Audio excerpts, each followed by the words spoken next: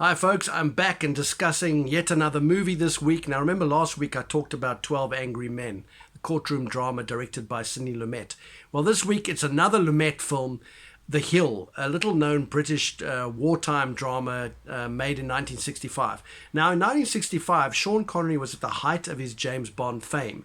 But where some people saw him as being a star, Lumet saw Connery as being primarily an actor. He saw beyond the star into Sean Connery serious acting chops and wanted to draw that out of him. And this is the first film where Connery really flexed his acting muscles, and he is magnificent. It's a story of a group of men who are incarcerated in a British military prison in North African desert during the Second World War. Now, the catch is that the men are British soldiers. They've been incarcerated for various petty crimes, AWOL, insubordination, and they are incarcerated there to teach them a lesson, to discipline them, to punish them, to break them down, and to turn them back into soldiers that the nation can be proud of. Now, I was in the army for 2 years, so I can identify with this world very much, the corporal punishment thing, where everybody gets punished except the person who's committed the crime, and knowing full well that the men will punish the person themselves in their own inimitable way. So it's a very cruel and sadistic environment, and into this environment come these five characters. Sean Connery is Joe Roberts, a disgraced sergeant major who has been incarcerated for striking a fellow officer, where this man ordered his men into battle, a suicidal mission that was unnecessary, and Connery was not prepared to sacrifice his men. He was forced to do it, and the men died, and so he struck this man, and so he is now thrown into prison. So he's an honorable man facing this kind of injustice. The other ragtag group is we have Stevens, who's an accountant who just went on AWOL to visit his wife and shouldn't really be there, not army material. Bartlett, who's a black market racketeer. McGrath, who's kind of a brawler, drunken brawler.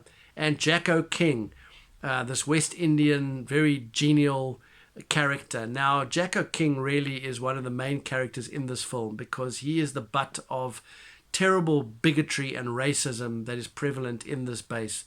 And the film really deals with this subject matter in a very uncompromising manner. So if you're sensitive to this subject matter, think twice before watching the movie. It's very harsh. The terms they call him, it really, really is a shocking expose of racism. But even beyond that, it's a movie about the abuse of power. It encapsulates the saying, absolute power corrupts absolutely. And we see this happening time and time again in the film through Staff Sergeant Williams, a sadistic new staff sergeant who just wants to make the men's lives a living hell and has it in for Roberts, because he sees him as being, a pariah. Whereas Roberts actually says to him, what are you, and you're a big hero, at a desk job. You don't know what it's like in the trenches. And above them all is the RSM, played brilliantly by Harry Andrews, who's this by the rules, by the book, starched, permanent force lunatic who just, his mission in life is to break people down and build them back up as perfect soldiers. And he is just, in his own mind, he's doing the right thing, but to everyone else, he's a deranged lunatic. But he has his own kind of set of rules and morals by which he lives. So the film really also examines morality, not just the morality of the rank, but the morality of the men in the group, how they react to each other, how they gang up on each other. It's a real expose and indictment of human nature under the worst conditions. How do we react? Do we react well? Do we react badly? Will we stand up in the face of injustice? And of course, injustice comes in terrible fashion when one of the men dies, and Roberts is fingers Williams, and of course the RSM goes to Williams's defense. There's a magnificent scene where Harry Andrews confronts the entire prison and basically talks them out of it and has them eating out of his hand by the end. It's a 10-minute bravura performance set in one location where Harry Andrews just manages the crowd, manipulates the crowd, coerces the crowd. It's a real kind of indictment of dictatorship and how it, with its charisma and its subtle veiled threats can make the masses respond. We're seeing it in real life now as we speak in the world around us. So it's actually very relevant, this film. And it has a bit of a downbeat ending, but I guess given the subject matter, it's probably the only way the story could have ended. But it is about men standing up in the face of injustice. And Sean Connery's Roberts is a noble man. Jacko King as well, wonderfully played by Ossie Davis, the great British actor. He has a charismatic performance. He brings a lot of humor into the story. Despite being the butt of some terrible jokes and racism, he rises above it and eventually actually strips off his uniform. And whereas people will call him insane, he's never been any saner. He sees the madness for what it is. It's a classic quote by Akira Kurosawa, who said, "In a mad world, only the mad are sane," and he sees the insanity. Wonderful performance by Ossie Davis.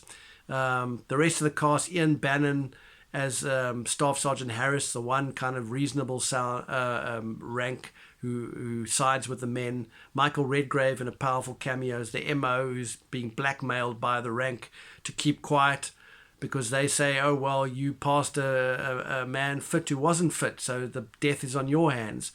It all races into an incredible climax, and Lumet uses the camera to great effect, uses wide-angle lenses, an 18mm, a 24mm, a 21mm, to distort the faces of the men in these incredible close-ups, way before Sergio Leone ever did it. Lumet did it, and he cuts from close-up to close-up, which is kind of breaks a rule of filmmaking, but it works. Incredible sequences. There's another sequence where Connery and Harry Andrews go off at each other on the parade ground.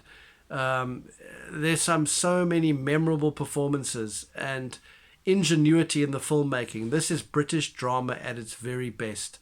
The Hill is an unforgettable film with unforgettable performances. If you can't find it on TCM. Oh, and also what's incredible is that there's not a note of music in this film, which is really unusual for a piece of cinema. So that's how strong the movie is. That's how much it holds you, that you don't even notice that there's no music in this film, which kind of adds to the reality of the movie as we are plunged into the nightmare of these men's worlds. You really feel like you're in the trenches with them. You're running over the hill with them. The camera even goes up the hill, the cameraman with the guys. There's a POV shot with a gas mask. That's a brilliant idea from Lumet. So this is really inspired filmmaking, a little known classic that deserves to be seen.